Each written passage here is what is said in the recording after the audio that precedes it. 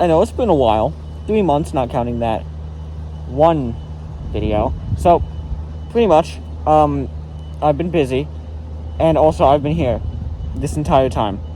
And I'm wondering, where am I? I've been stuck on my roof this entire time. So yeah, that's where I've been. Okay, back to the video. Victory.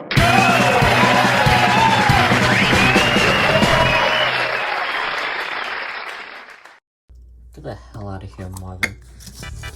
So this video took a lot longer to make than it probably should have. And I think it really came down to me having a different opinion every time I wrote another draft of the script. The first version was really happy with it, the second version I was a lot more angry with it, and it just kept flipping back and forth between whether or not I actually liked the figure.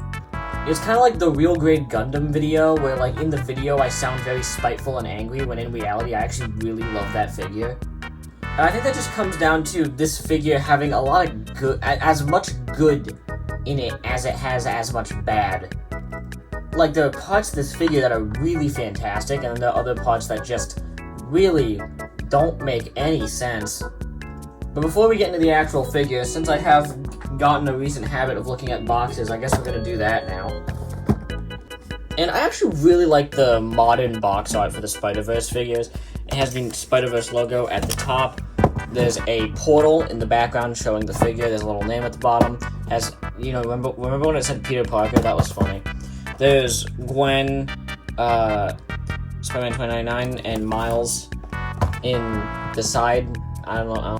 And on the back, there's a bunch of legal jargon, the figure, and a bunch of cross-sells of the other figures in the wave, and that's pretty much it. There was no bio for me to make fun of there. It was just a box. We should start with the head sculpt, I guess. So, this one, it's pretty basic, but it gets the job done. There, of course, is a little bit of a paint mishap on mine when it's a little bit uneven.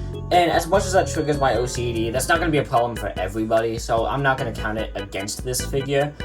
But I will say that it could have used some better line work. On my copy, at least, the lines on the eye red parts are a little soft, and it could have been done a little better. And that unfortunately goes with the rest of the figure. The sculpting on all the red bits is very soft in certain sections, especially in the painted areas.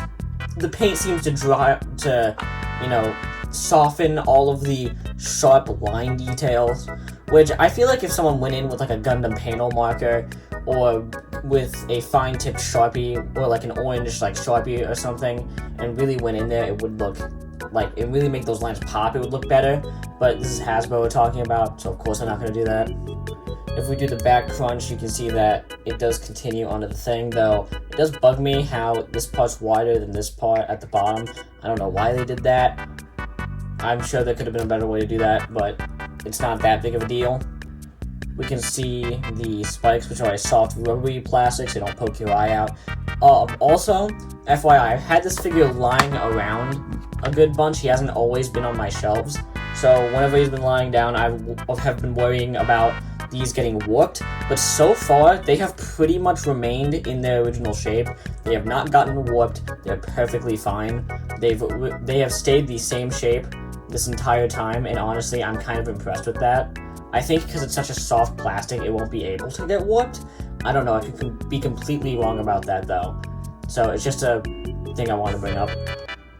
There's also nice sculpting on the hands and paint. They did miss the knuckle on the thumb though. See how the 5 knuckles here are painted orange, but this one is not.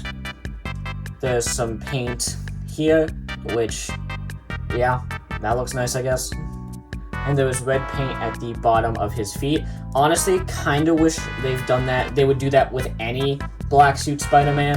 Todd McFarlane's my favorite Spider-Man artist, and he famously did the black suit with blue feet. Can we do that, please? I want blue feet. That came out weird. He also has the goober, if you remember the post-credit scene from the first movie. And this is supposed to be glued on, but for mine at least, the glue failed really easily, so I can remove it. I could count that as an accessory, but it's not supposed to be, so I'm not going to.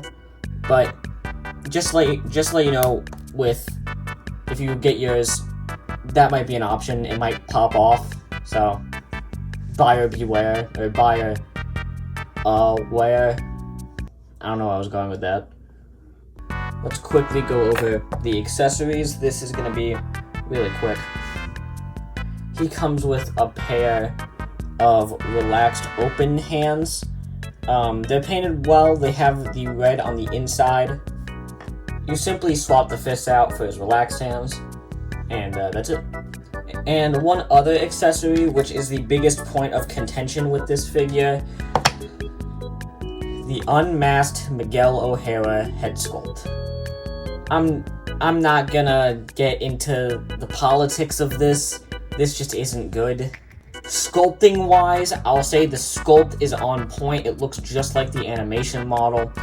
What I don't like, and what I don't think anyone likes about this head sculpt, is of course the skin tone.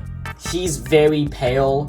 Don't get me wrong, at the end of the movie, he is very pale. Like, he goes full vampire mode, and especially in the end when he throws Gwen back into her universe, he's very pale. But this is clearly not him in vampire mode. This is just his normal face. So I'm not sure if there was a miscommunication there or something, but I'm guessing that's what they were trying to go for, the vampire mode, because this suit is also in its darker colors compared to the other version of the figure that came out, I want to say a year before this, 2 years before this. And I'm assuming that's what they were going for. They were trying to go for that more intense look that he had at the end of the movie. Speaking of which, around a year, 2 years before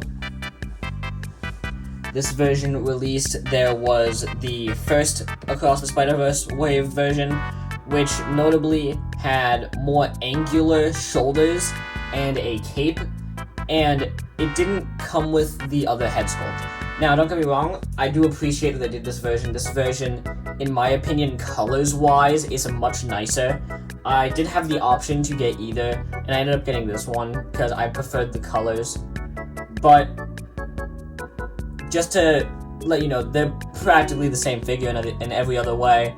So if you have that figure, you don't need to get this figure. It's completely the same otherwise. Now, one complaint with the accessories. Yes, he only comes with 3 accessories, but that's not the part I'm mad about. I'm fine with figures if they don't come with a lot of accessories. What I can complain about is the fact that he doesn't have clawed hands. It's a pretty big thing with Spider-Man 2099. He has claws. That's why he can stick to walls. He doesn't stick to walls like other spider people. He claws, right? He's more of a lion, I guess. And it just baffles me why they didn't include it, because I don't know if you realize this, but the Superior Spider-Man that came out recently for the 85th anniversary line came with clawed hands. Come on, guys. Oh, man. Now, another complaint I've seen with, especially the Spider-Verse figures for Marvel Legends, is they're kind of detailless, sculpt-wise, which I can definitely see for some of the figures. A good example of this being Spot, where he has literally no sculpted detail at all, outside of, minor, I wouldn't say muscle definition. But I will actually say that it's actually not bad with this, because yes, even though the lines on the red are soft sculpt-wise, probably due to the paint, they are there, and they're just noticeable enough for this figure not to look bland. And I will say this, the muscle definition, the way the light hits off of it, especially with the plastic, makes it look a lot more detailed than it actually is, so I'm not complaining there. Also, the SH Figuarts, I think it was the SH Figuarts, added all of this sculpting to kind of emulate how in the movie he had all of those pulsating circuitry things going on with his suit. And I personally think that sculpted detail was really ugly. I didn't like how that looked. It's purely a personal thing though. Objectively speaking, that is the better figure. But I do prefer how this looks sculpt-wise compared to that. Now onto the posability. There is a double ball joint at the head, so there's one in the head and then there's one in the neck. You can get the He can look up that far, he can look down that far, he can tilt side to side, and you could, of course, you could spin it all the way around. His arm can go out that far, it can go in that far, and of course it can spin a full 360 degrees. There's a rotation at the bicep, and there's a double bend at the elbow here and here. Note, there is a stray piece of plastic there. I tried getting rid of it, I tried taking it off, it's just not going, it's just not moving. I think it's a tumor, frankly. So, this elbow is particularly more tight than the other one, but that's fine, the articulation still works. You get a nice deep elbow bend. There's a hinge at the wrist, so it can go up that far and down that far.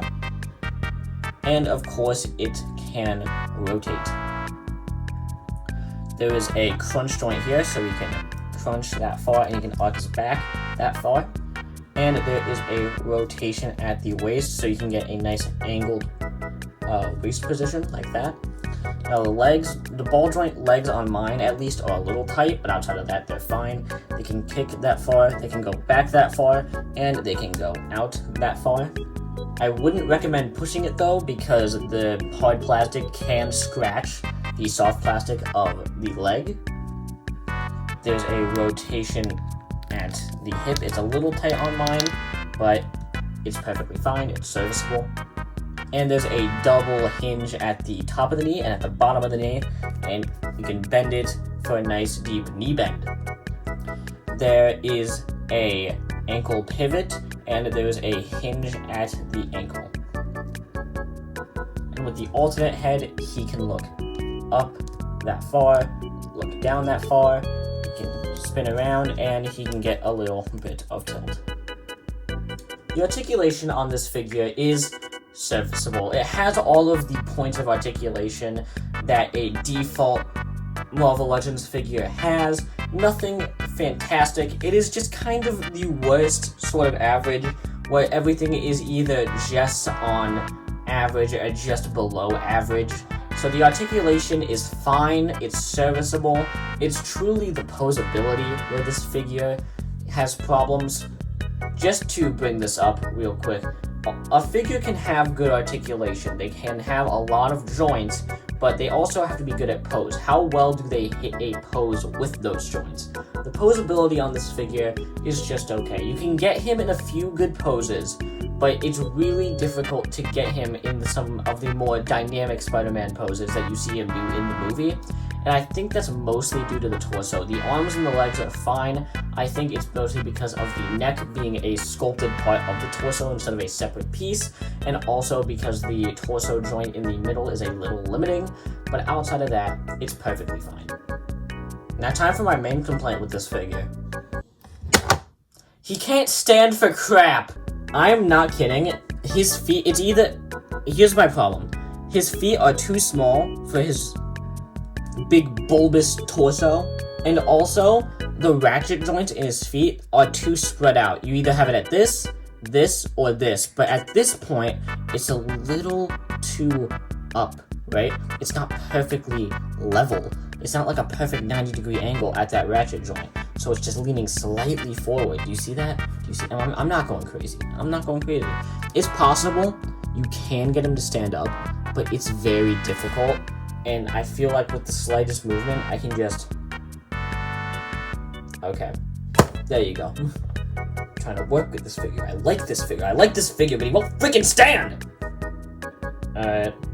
Here he is next to SS-86 Optimus Prime, Homer, and the AIM guy. And the other AIM guy. Would I recommend this figure?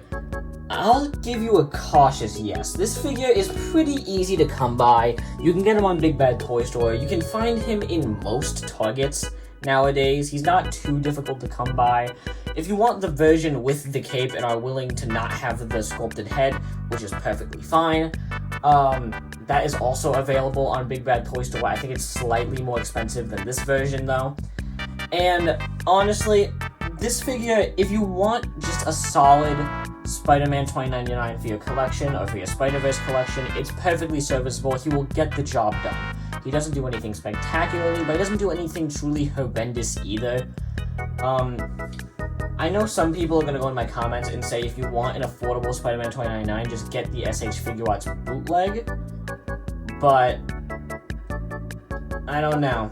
Nah, I don't know. Bootlegs can be really shoddy at times, and you don't know if you're getting a good one when you purchase the one on AliExpress or on eBay. It's very sketchy. If you want a safer bet, I'd still say go for this one.